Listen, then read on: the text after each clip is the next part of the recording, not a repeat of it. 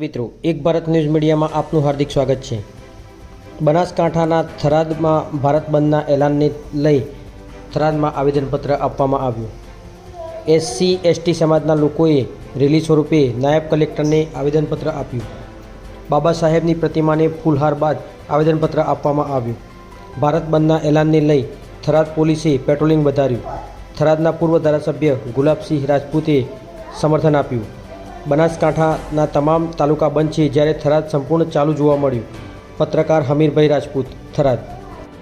સુઈગામ તાલુકાના SC ST સમાજના સૌ આગેવાનો, વડીલો, યુવા મિત્રો દ્વારા સુપ્રીમ કોર્ટે જે ચુકાદો આપ્યો છે, જે રિઝર્વેશનની અંદર પેટા રિઝર્વેશન આપવાની બાબત, ક્રિમિનલની જે બાબતો, એ બાબતે આજે રજૂઆત ત્યાં સરકાર સુધી પહોંચાડવા માટે, મહામહિમ સુધી પહોંચાડવા માટે સૌ ભેગા થઈને આવેદનપત્ર આપ્યું।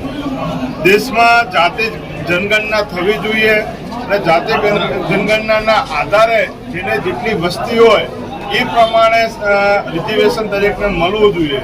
જે સંવિધાનની અંદર જે હકો આપ્યા છે એ હકોમાં કોઈને પણ છીનવવાનો અધિકાર નથી અને જે સમગ્ર દેશના એસસી એસટી સમાજના લોકોની લાગણી છે એને ધ્યાને લઈને હું તો કોઈ વિશેષ સત્ર બોલાવીને પણ આજે સુપ્રીમ કોર્ટે જે ચુકાદો આપ્યો છે એના ઉપર મંથન કરવું જોઈએ અને દરેકને પોતાનો અધિકાર મળવો જોઈએ। સંવિધાનમાં ક્યાં છેડછાડ ના થાય એના માટે સરકારે ખાસ ધ્યાન રાખવું।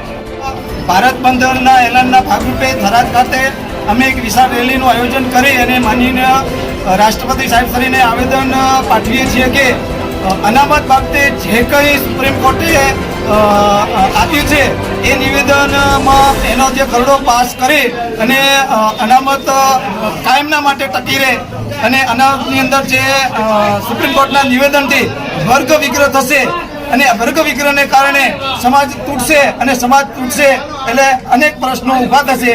એના કરતાં આ સરકારે વિચારી અને અનામત વિશે કોઈપણ પ્રકારના જે રજૂઆતો છે અમારી માગણીઓ અને લાગણીઓને સ્વીકારે।